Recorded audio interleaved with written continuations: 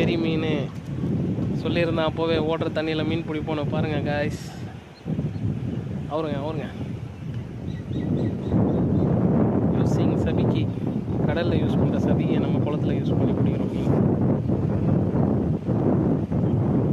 பஞ்சி பாத்திரா வச்சா 2 சைடும் தண்ணிங்க. இந்த பாருங்கள், இந்த பக்கமும் தண்ணி, இந்த பக்கமும் தண்ணி. மிஸ் ஆச்சுன்னா மீன் சாம சைஸ்.